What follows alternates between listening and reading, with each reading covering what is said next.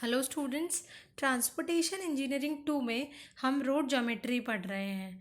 तो road geometry में आज अगला टॉपिक पढ़ेंगे सुपर एलिवेशन या बाहरी उठान। सबसे पहले देखते हैं कि सुपर एलिवेशन होता क्या है। तो क्षैतिज वक्र पर सड़क का बाहरी किनारा भीतरी किनारे की तुलना में जो जितना भी उठा दिया जाता है उसे सुपर एलिवेशन कहते हैं। अब क्षैतिज वक्र या हॉरिजॉन्टल कर्व है ना, ये क्या होता है कि रोड अलाइनमेंट में अपन ने इसका एक छोटा इंट्रो लिया था।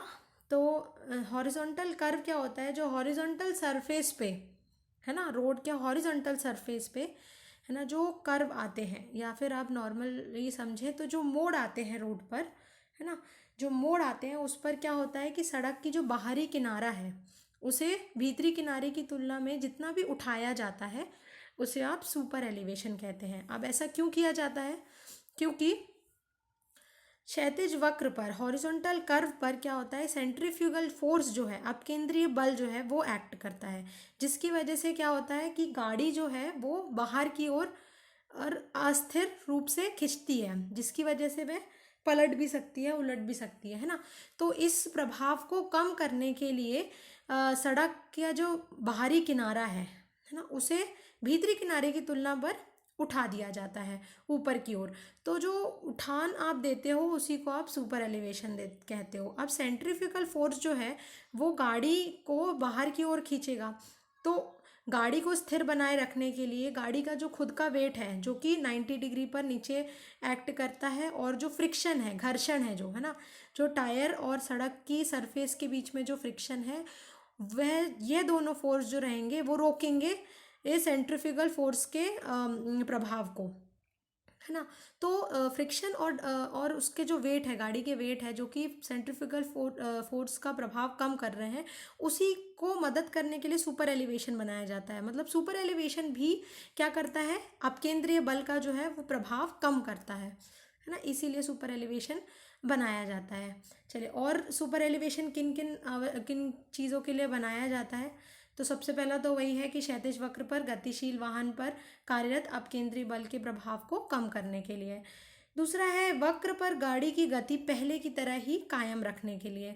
अब मान लीजिए कि अपकेंद्रीय बल ज़्यादा लग गया और गाड़ी जो है वो ज़्यादा लग गया, मतलब कि ये गाड़ी अगर आपके रोड पे सुपर एलिवेशन नहीं हुआ और अपकेंद्रीय बल एक्ट किया जो कि उसके गाड़ी के वेट से और फ्रिक्शन से नहीं संभल पाया है ना, काउंटर बैलेंस नहीं हो पाया, और जिसकी वजह से गाड़ी जो है वो असंतुलित हो सकती है। तो इसके लिए क्या करते हैं कि मोड़ पे जो है वो गाड़ी की स्पीड जो है कम रखी जाती है। ठीक है, तो अब गाड़ी की अगर आपको स्पीड बरकरार रखनी है उसके लिए भी आप सुपर एलिवेशन देते हो, क्योंकि क्या करता है सुपर एलिवेशन, वो आपका अपकेंद्रीय बल का प्रभाव को कम कर देता है। ठीक है, अगला है वक्र पर जल निकासी में मदद करना, क्योंकि अब रोड एक तरफ से उठी रहेगी तो क्या होगा, जल जो कोई भी बारिश का जो पानी है वो रोड की सतह पर इकट्ठा नहीं होगा और वो सीधे सीधे नीचे बहकर दूसरी साइड से निकल सकता है ना। अगला है वक्र पर वाहनों को उलटने से बचाने के लिए। अब जैसे कि हमने पहले देख लिया, तो ये सब थी आवश्यकताएं सुपर एलिवेशन की। अब इसके बाद देखेंगे कि सुपर एलिवेशन निकालने का सूत्र क्या है ना, फॉर्मूला क्या है इसको निकालने के लिए। तो आप मान लीजिए कि ये जो आपको एक वाहन दिख रहा है ना, इसका वेट जो है वो W है। ठीक है, जो कि उस पर 90 डिग्री नीचे की ओर और काम कर रहा है। ठीक है, और जो हॉरिजॉन्टल कर्व की अपन बात कर रहे थे उसका रेडियस जो है, त्रिज्या जो है वो R मीटर है। गाड़ी का जो गति है वो V मीटर पर सेकेंड ली है अपन ने। ठीक है, और जो रोड है उसे थीटा डिग्री के कोण पर है ना झुकाया हुआ है, उठाया हुआ है या झुकाया हुआ, जिसे भी आप समझ लें। ठीक है, तो अब इस पर 3 टाइप के फोर्सेस काम करेंगे। ठीक है, सबसे पहला तो यह है कि अपकेंद्रीय बल जो है ना, P फोर्स है जो कि गाड़ी को बाहर की ओर खींचेगा। आप देख सकते हैं P जो बाहर की ओर खींच रहा है। ठीक है, अगला जो है वो वाहन का भार है W जो गाड़ी को नीचे की ओर पकड़ के रखेगा। ठीक है, तीसरा जो है वो घर्षण है जो कि वाहन के पहियों और सड़क की सतह के मध्य उत्पन्न घर्षण का बल है ना, जिसे आप जहाँ पे आप R A और R B देख रहे हैं जो रिएक्शन लग रहा है इसमें।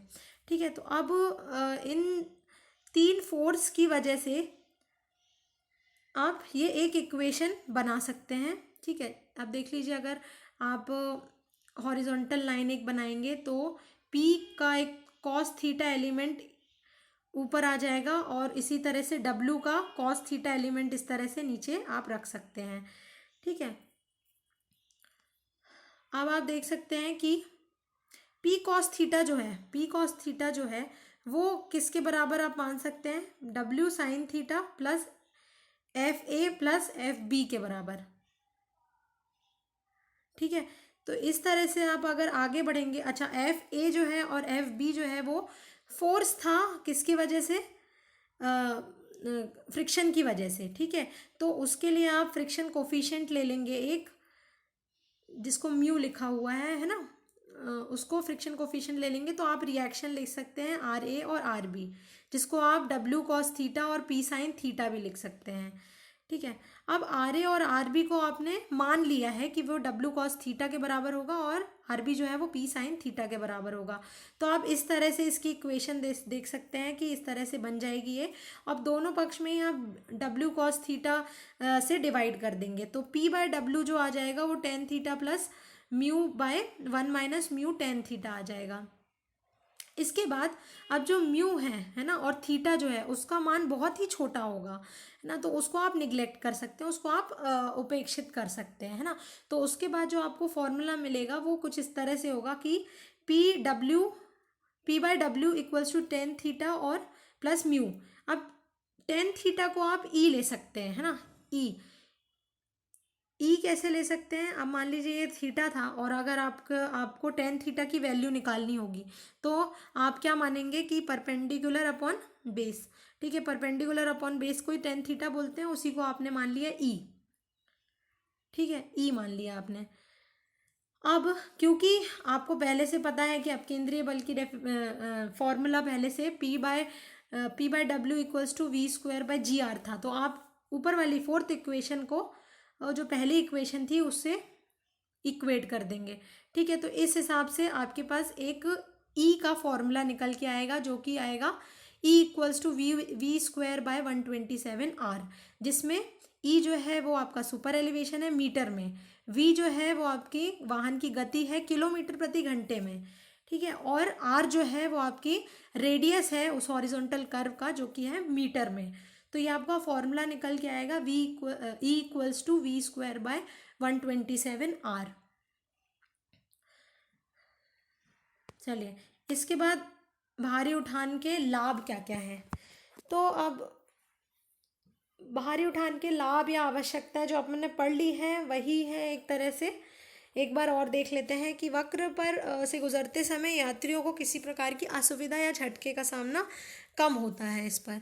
ठीक है, वक्र पर वाहनों के उलट जाने का कोई डर नहीं रहता, वाहनों में स्थिरता आती है तथा परिवहन क्षमता में वृद्धि होती है। वक्र पर गतिशील पहियों पर एक समान भार पड़ता है और इसकी वजह से टायर और जो स्प्रिंग है उसका घिसना जो है वो बराबर होता है ना, और उसके हिसाब से टायर जो है वो फटते भी कम है। सड़क की नींव पर भार का जो वितरण है वो बराबर होता है, जिसकी वजह से क्या होता है कि असमान भार जो है वो सड़क पर नहीं पड़ेगा और उसकी वजह से सड़क जो है वो असमान तरीके से टूटने से बच जाएगी। तो ये सब लाभ थे सुपर एलिवेशन के। ठीक है, अब देखते हैं कि सुपर एलिवेशन को दिया कैसे जाता है रोड पर। अब आपने E equals to V square by 127R तो आपने निकाली है, तो फॉर्मूला था, मान लीजिए आपको आ गया कि आपको E जो है वो कुछ मीटर देना है ना, कोई भी एक वैल्यू आ गई जिसको आपने निकाल लिया उस फॉर्मूले से, कुछ देना है, तो आप उसको किस तरह से देंगे, किस तरह से आप उसको रोड पे बनाएंगे। तो उसके लिए आप क्या करेंगे कि जब कोई भी मोड़ आता है रोड पे तो उसे एकदम से मोड़ में सुपर एलिवेशन देने की बजाय हम क्या करते हैं कि ट्रांजिशन कर्व लाते हैं। ठीक है, तो ट्रांजिशन कर्व में जब जहाँ से मोड़ स्टार्ट होता है और जहाँ पर मोड़ ख़त्म होता है ना, वहाँ दोनों ही ओर ट्रांजिशन कर्व रहता है। ठीक है, सीधी सड़क रहती है, तो दोनों ही तरफ आधा आधा सुपर एलिवेशन दिया जाता है, जिसकी वजह से क्या है, सुपर एलिवेशन का जो डिस्ट्रीब्यूशन है ना, लेंथ है, जो डिस्ट्रीब्यूशन की लेंथ है वो बराबर में बढ़ जाती है। ऐसा नहीं होता कि एकदम से मोड़ पर बहुत ज़्यादा ही रोड जो है वो उठा दी जाए। तो इसके लिए हम क्या करते हैं कि उसे बराबर L/4 के अमाउंट में बांट दिया जाता है। तो इस तरह से आप जो है बाहरी उठान को इस रोड पर प्लेस कर सकते हैं। ठीक है, इसी के साथ साथ आप देखिए, आप दो तरीके से इसे प्लेस कर सकते हैं। सबसे पहले तो कि उभार को धीरे धीरे समाप्त करते हुए सड़क को एक निश्चित ढाल में ले आना। ठीक है, सबसे पहले तो आप क्या कर सकते हैं, एक उभार को लेके आए और फिर धीरे धीरे उसे कम करते हुए एक निश्चित ढाल पर लेके आ गए। और दूसरा आप क्या कर सकते हैं कि उसे जो सेंटर लाइन है उसकी, वहाँ से पकड़कर आप उसे घुमा सकते हैं, जिसकी वजह से क्या होगा, जो भीतरी किनारा है वो अंदर चला जाएगा और जो बाहरी किनारा है वो या फिर E/2 से जो है वो उठ जाएगा। ठीक है, तो दो तरीके से आप इस तरह से सुपर एलिवेशन जो है वो रोड पर प्रोवाइड कर सकते हैं। तो ये था आपका सुपर एलिवेशन का टॉपिक। इसमें न्यूमेरिकल्स आते हैं आपको, तो एक बार डेरिवेशन आप सब अच्छे से देख लेना। और ये जो सुपर एलिवेशन है जिस तरह से प्रोवाइड किया जाता है ना, तो उसके डायग्राम से आप इसको समझ सकते हो और अच्छी तरह से। Thank you.